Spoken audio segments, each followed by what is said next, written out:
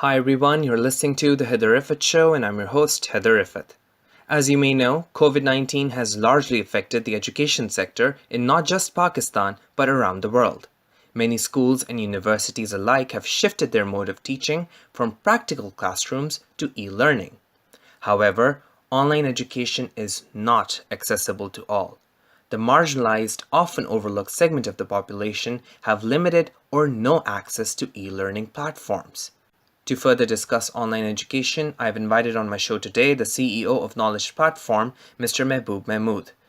Knowledge Platform is a startup that provides creative education and technology solutions to Pakistan's education sector. Thank you so much, Mr. Mehboob. It's a pleasure having you on the show. I would like to first ask you, how has the pandemic changed the way we look at education? Heather, thanks very much for having me on your show. The coronavirus pandemic has been a coming of age for e-learning. The industry has been around for a long while, but only some schools and some teachers and students have taken it very seriously. Now, with everyone around the world being forced to study from home, e-learning has come front and center into the education experience. And what shifts have you made so far at Knowledge Platform that are in line with the current pandemic? Heather, in Pakistan, we have two offerings. One is Learn Smart Pakistan. Kids can go and sign online and study for free. And we had about 100,000 kids going into the coronavirus pandemic. We haven't had to make any changes. We've had a lot more users come on board, and also the intensity of use has gone up a lot. We had another offering, Learn Smart Classroom, where we put a projector, laptop, and give clickers to kids in schools, and we had about 80,000 kids on there, and they also had ability to go online and study. Now, since the pandemic, we flipped Learn Smart Classroom around into Learn Smart Classroom Virtual Campus, so schools can set up their campuses within a few days, and we've had a terrific response. We've had about 600 schools approach us, and in the last 20 days, already about 260 schools have signed up. It's been a phenomenal 20 days. Now we know the pros of online learning, but it obviously has its downside. What is that downside? Would you like to shed some light on it? One of the big cons in online learning is just simply the infrastructure and access requirements. You need some kind of device and you need bandwidth. So this means that kids who cannot afford that get crowded out. Hopefully this issue will be resolved, especially as the benefits of e-learning start to come clear, because actually even with the infrastructure costs, it's much cheaper and effective way to learn. The other thing is e-learning is not sufficient in itself. You need strong teachers. There's also a lot of things that schools do beyond just teaching subjects. So the best solution is a combination of online and offline learning. Now this is interesting because technology and education is a very creative combination. So how effective is technology in online learning and to what extent? Technology has a huge role to play in learning. Today we live in the world of artificial intelligence, and in Pakistan we have created solutions that create customized learning pathways for every child. Every child can get videos, games, assessments on topics that they are weak in, that will help them progress, that will give them confidence, and that will keep moving them along a learning curve. And we can do this at a terrifically low price. So technology is both effective and cheap. But Mr. Mehboob, online education is also a luxury. Not many people have access to online platforms.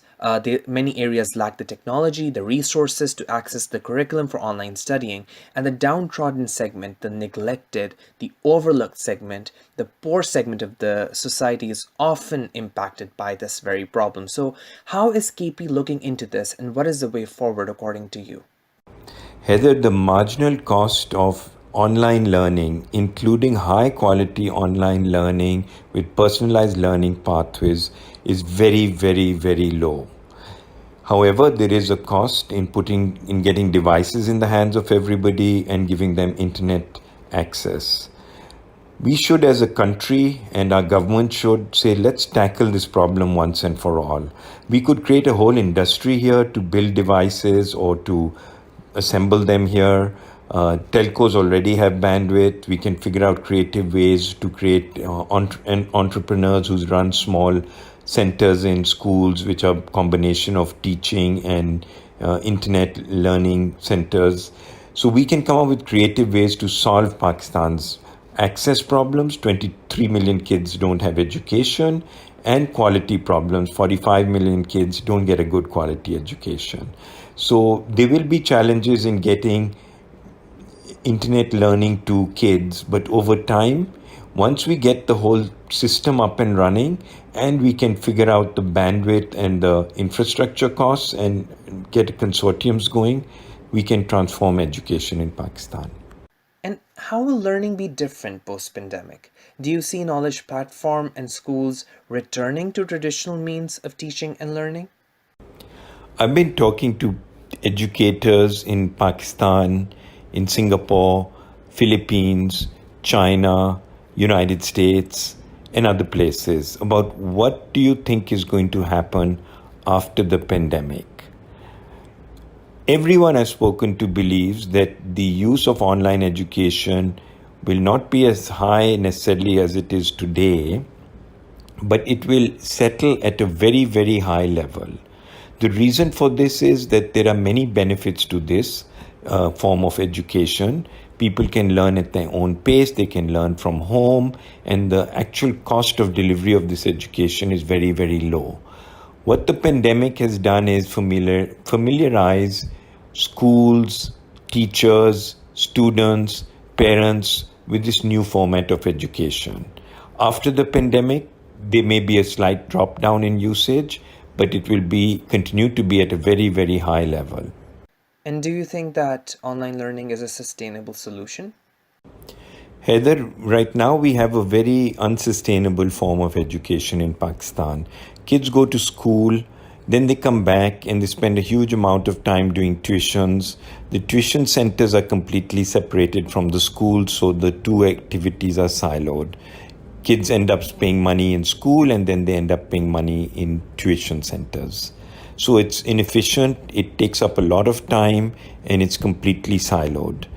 If you introduce a third element, online learning, it's cheap. It also connects all three components. Kids can go to school. We can get information on how they're studying there. They can study at home, convenience of home. And they can study for limited amounts for where they really are struggling through tuitions. So actually for a lower cost than the current education system, you can deliver better learning outcomes by introducing online learning. So not only is online learning sustainable, it is sustainable within the current cost structure of education in Pakistan. I have no doubt that online education can and will transform education for the better. Thank you so much, Mr. Mehboob. It was a pleasure having you on the show. These were indeed some great takeaways. Thank you so much. That is all for now. Stay tuned for more on my official YouTube channel and Facebook page. Until then, take care. Bye-bye.